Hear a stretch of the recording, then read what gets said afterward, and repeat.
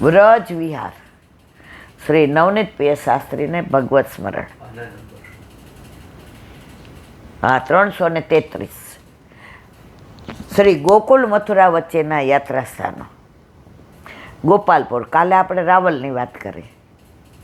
આગળ આ ગામ છે. ભગવાન શ્રી કૃષ્ણ અહીંયા ગોચારણ. જો આપણને ગાયો વાલી એટલે રોજ ગાયોનું તો આવે ને આવે છે.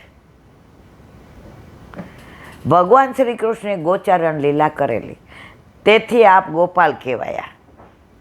તેના પરથી આ ગામનું નામ ગોપાલપુર છે.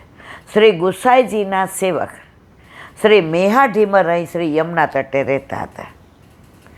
ગુસાઈજી ગુજરાતથી ગોકુલ પધારતા હતા. શ્રી ગોકુલ પ્રવેશનું મુહૂર્ત ન હોવાથી આપ અહીં બિરાજેલા. આ વખતે મેહાઢીમર માછલા પકડવા યમુના તટે બેઠેલા. એક વૈષ્ણવે શ્રી ગુસાઈજીને બિરાજે ત્યાં સુધી માછલા ન પકડવા વિનંતી કરીને 1 રૂપિયો દીધો. તેણે જતા ખાવાનું માગ્યું. સમય થતાં મેહાઢીમરને બોલાવ્યો.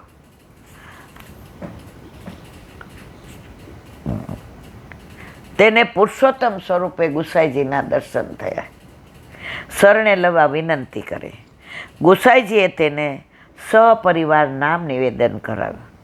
મેહાઢીમરે ગાયું, શ્રી વિઠ્ઠલ પ્રભુ મહા ઉદાર, મહાપતિત શરણાગત લીને નિરધાર, વેદ પુરાણ સાર જો કહીએ, સો પુરુષોત્તમ હાથ દિએ, મેહા પ્રભુ ગિરિધર પ્રગટે, પુષ્ટિ માર્ગ રસ પ્રકટ કીએ.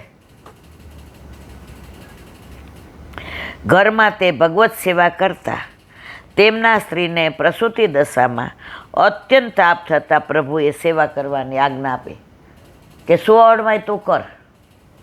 આની વાર્તા મેં લંબાણપૂર્વક કહેલી છે. આમાં 1-1.5 કલાક હોય ને તો આનંદ આવે. આ વાત એવી છે.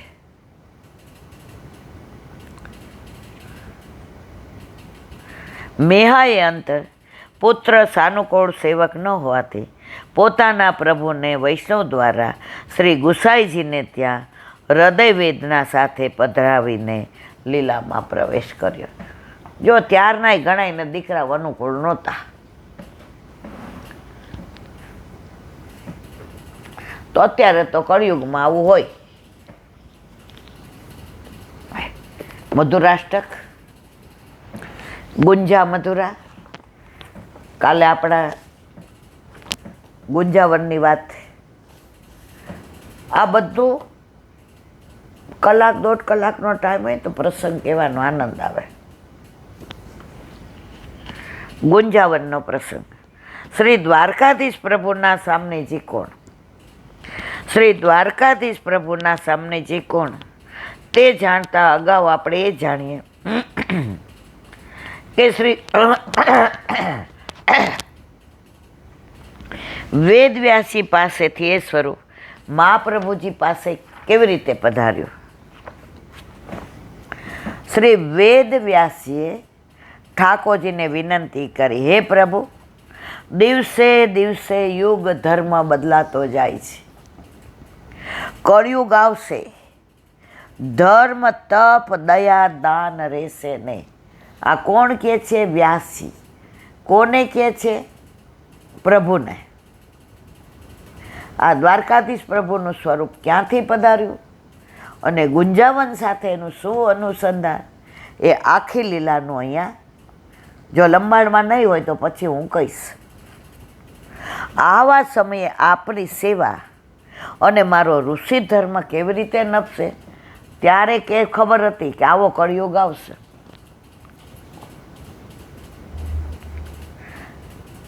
કોઈ માર્ગમાં ઘરે સેવા નથી. બહાર જાઓ મંદિરે. વલ્લભ કે કળિયુગમાં તારે દોડાદોડી નથી, પણ આપણે અત્યારે હાળી દોડાદોડી જ કરીએ છીએ. એક બેન કે રવિવારે મારે છે ને ઈલાબેન 4 મંદિરે તો જવાનું નિયમ જ છે. એ કે મેં તો કેમ? મને કે જુદા જુદા સ્વરૂપના દર્શન થાય ને. તો મેં તો તમારા ઠાકોરજીની સેવા ક્યારે કરો? એટલે જ નથી પધરાવી.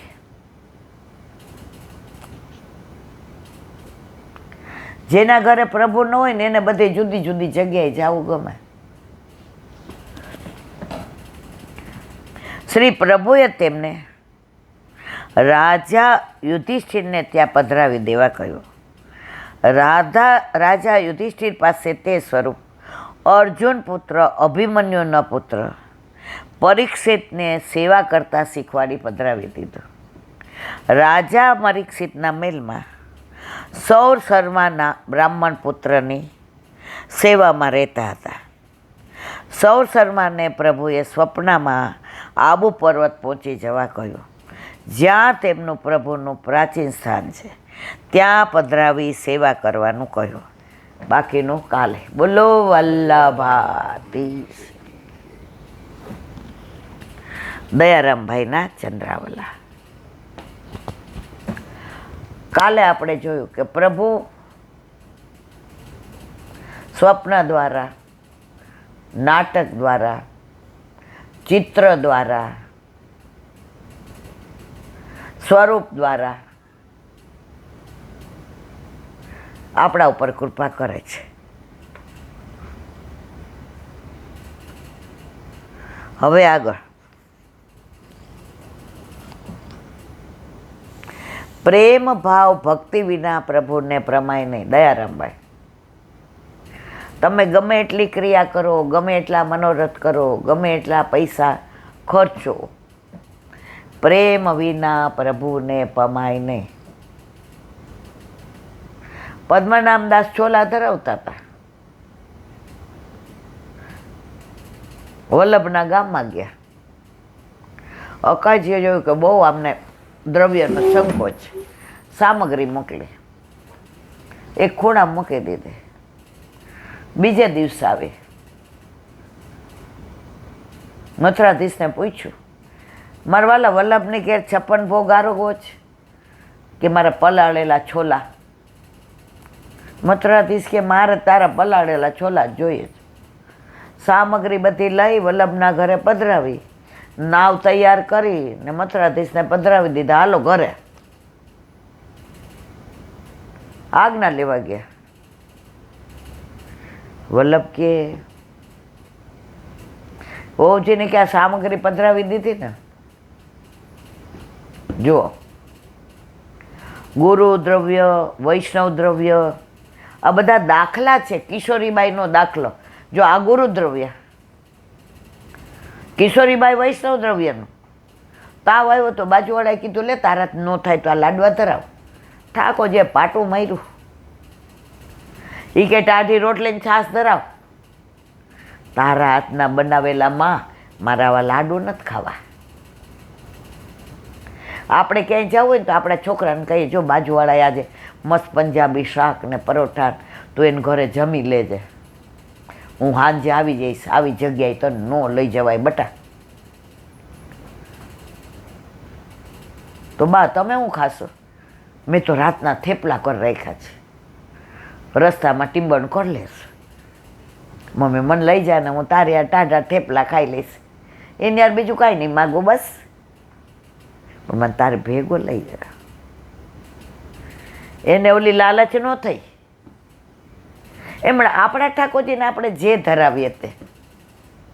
હવે તૃપ્તિ ટાઈમમાં હોય આપણે ઘણીવાર કેવું ધરાવીએ છીએ? ઉપમા. પછી આપણે એ જ લઈ, પછી આપણે બહારથી ટિફિન નથી મંગાવતા.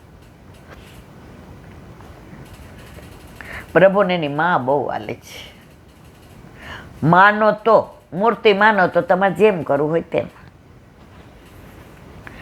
વેણુનાદ સાંભળી વ્રજ ભક્તો વનમાં ગયા ત્યારે પ્રભુએ તેમને ઘરે જવાની આજ્ઞા કરી.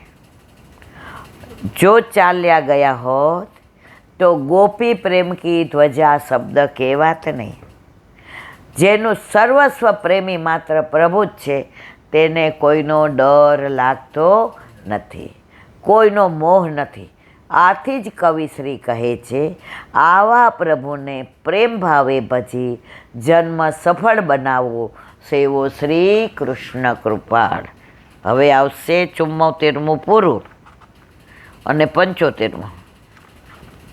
એક બેન ગુજરાતી છે, એ મને કે તમે તો ખરું કાંઠિયાવાડી બોલો, 73મું ને 74.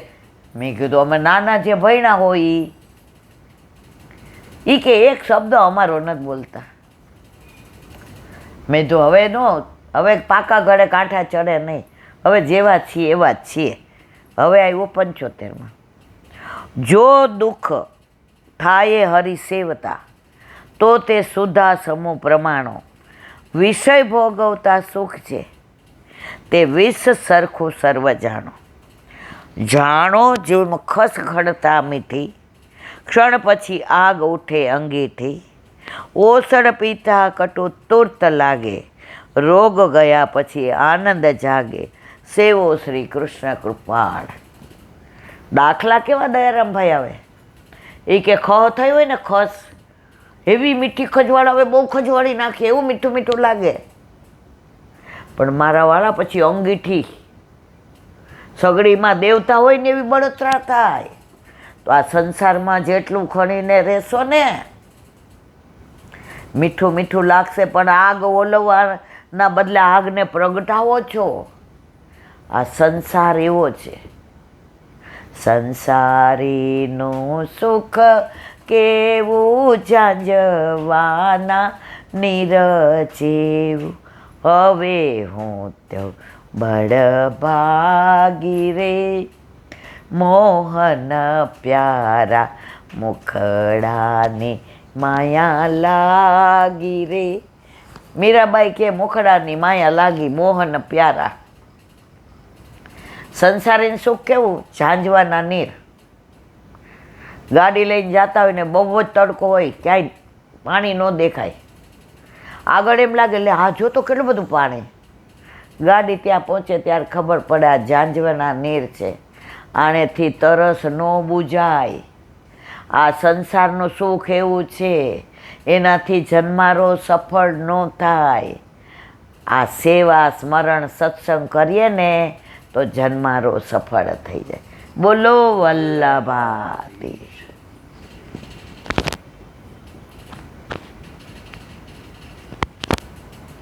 વલ્લભાધીશ.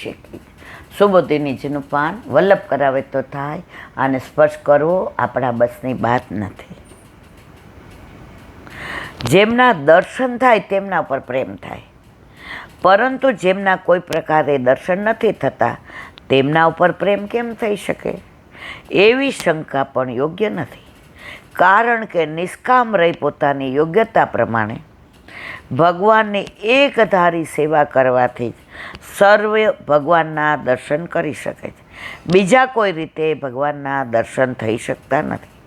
પોતાની યોગ્યતા પ્રમાણે સર્વે સેવા કરવી જોઈએ, પરંતુ સેવા વધારે કરી છે કે ઓછી એનું કોઈ પ્રયોજન નહીં. અમે સખડી ધરીએ એટલે અમે વધારે, તમે દૂધગર ના, એવું ના હોય. પ્રભુ દૂધગરિયાય નથી ને સખડીનાય નથી, પ્રભુ પ્રભુ જ છે. તમારો ભાવ પ્રભુ અંગીકાર કરે છે. ભગવદીઓ ઠાકોરજીને દૂધ ધરાવે ત્યારે કહે છે મંગળામાં, 9 લાખ ગાયો આપણે ત્યાં બિરાજે છે, આ કટોરી દૂધ થોડું આરોગો આવો, પણ મારા વાલા વલ્લભની કાનીથી અમારો ભાવ આરોગો આવ્યા છે. બધાની ભાવના કરીને ધરાવે છે.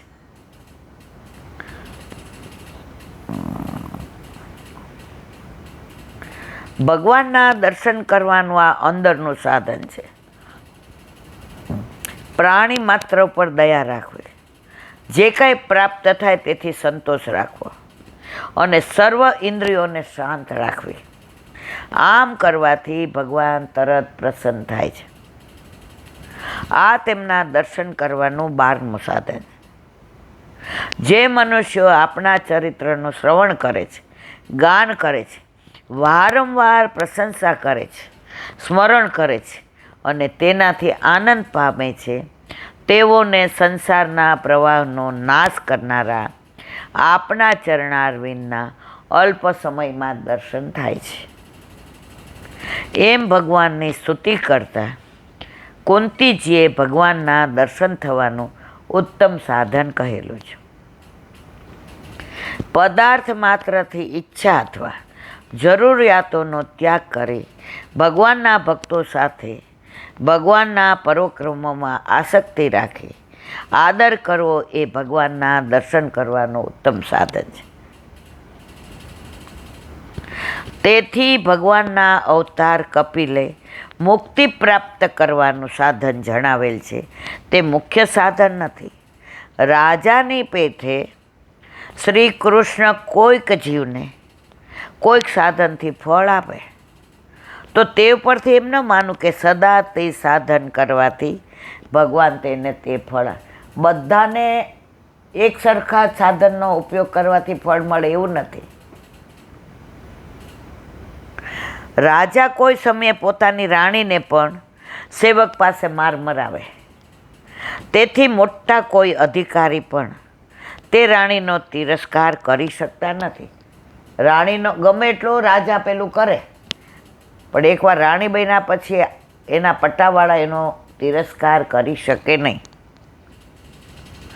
શુક્રાચાર્યે કણદ વગેરે ઉત્તમ મુનિઓની બુદ્ધિમાં મોહ ઉત્પન્ન કરેલો હોવાથી તેઓએ 6 પદાર્થોનો અથવા 16 પદાર્થના જ્ઞાનથી મોક્ષ પ્રાપ્ત થાય છે એવો બોધ કરેલો. કોણે? શુક્રાચાર્ય છે. આ શાસ્ત્રો મોહવાળી સ્થિતિમાં એમણે રચેલા. તે વેદથી વિરુદ્ધ હોવાથી અને ભ્રમથી રચાયેલા હોવાથી પ્રમાણ નથી. વેદમાં પણ ઘણું પ્રમાણરૂપ હોતું નથી. બોલો વલ્લભાત. શ્રીમદ ભાગવત અને મારા ગુરુદેવ दंडवत प्रणाम करूं છું. चंद्र सरोवर पे सूरदास जी के द्वार पे मेरा दंडवत प्रणाम. सुरभि कुंड पे परमानंदास जी के द्वार पे मेरा दंडवत प्रणाम. जमुनावता पे संकर्षण कुंड पे कुंभन दास जी के द्वार पे मेरा दंडवत प्रणाम. बिरछू कुंड पे कृष्णदास जी के द्वार पे मेरा दंडवत प्रणाम. कदम खंडी पे गोविंद स्वामी के द्वार पे मेरा दंडवत प्रणाम. अप्सरा कुंड पे चित्त स्वामी के द्वार पे मेरा दंडवत प्रणाम. मानसी गंगा पे नंददास जी के द्वार पे मेरा दंडवत प्रणाम. रुद्र कुंड पे चत्रबुद्धास जी के द्वार पे मेरा दंडवत प्रणाम. બ્રજ વિલાસ વ્રજની ગોપિકાઓને મારા દંડવત. હે વલ્લભ, સવારથી અત્યાર સુધી સેવા, સ્મરણ, સત્સંગ જે પણ તે કરાવ્યું તે તારા ચરણારવિંદમાં સમર્પણ કરું છું. ભૂલ અપરાધ થઈ હોય તો ક્ષમા કરશો. બોલો વલ્લભાધીશ કી જય. દ્રઢઈના ચરણ કેરો ભરોસો, દ્રઢઈના ચરણ કેરો. શ્રી વલ્લભનક ચંદ્ર છટા બિન સબ જુગ માય અંધેરો ભરોસો, દ્રઢઈના ચરણ केरो. साधन और नहीं आ कली में जासो या निवेरो. सूर का कहे द्विविध आंधरो, बिना मूल को चेरो भरोસો, દ્રઢઈના ચરણ, દ્રઢઈના ચરણ, દ્રઢઈના ચરણ કેરો. શ્રી વલ્લભાશેકી. આજનો આ સત્સંગ મારા વલ્લભના ચરણારવિંદમાં સમર્પણ કરું છું. ભૂલ અપરાધ થઈ હોય તો ક્ષમા કરશો. આ મારા વલ્લભની વાણી અને ભૂલો એ મારી. બોલો વલ્લભાધીશ કી. બધાય વૈષ્ણવને જાજા કરી જય શ્રી કૃષ્ણ. જય શ્રી ગૌ માતા કી જય. ગૌ માતા કી જય. ગૌ માતા કી જય.